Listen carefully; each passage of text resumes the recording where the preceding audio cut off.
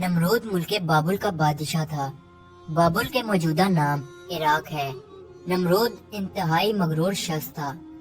جب اس کے ابتدا کا دائرہ وسیع ہو گیا تو لوگوں سے کہنا شروع کر دیا کہ اس کی پرستش کریں، کیونکہ لوگ پہلے ہی غیر اللہ اور لکڑی سے بنے ہوئے بتوں کی پرستش کیا کرتے تھے، لہٰذا وہ اسے بھی آسانی سے خدا ماننے پر آمادہ ہو گئے۔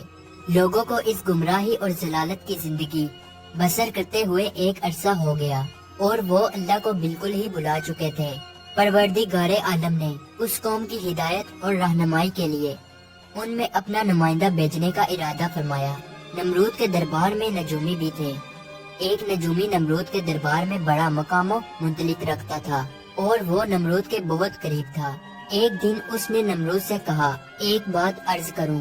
تو نمرود نے کہا۔ نجومی نے بتایا کہ آپ کی سلطنت میں ایک بچہ پیدا ہونے والا ہے، وہ بت پرستی کو ختم کر دے گا اور لوگوں کو اپنے دین کی جانب بلائے گا اور آپ کی حکومت ختم کر دے گا۔ یہ سن کر نمرود نے اپنے دربار کے دوسرے نجومیوں کی طرف دیکھا۔ سب نجومیوں نے پہلے نجومی کی تائید کی۔ نمرود یہ سن کر دل ہی دل میں گھبرایا اور پھر غصے میں آ کر حکم دیا کہ عورتوں اور مردوں کو ایک دوسرے سے الگ کر دیا جائے تاکہ ایسا کوئی بچہ وجود میں آنے ہی نہ پائے، اور حکم دیا جو بھی بچہ پیدا ہو اسے قتل کر دیا جائے۔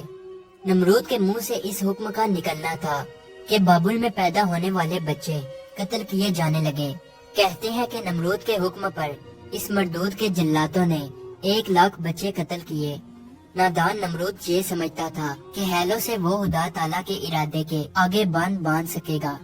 اسی ملک بابل میں ایک خاتون تھی جن کا نام تاریخ نے نونا بتایا ہے۔ نونا اس وقت حاملہ تھی، لیکن ان کے حمل کے اثار کو اللہ نے چھپا دیا۔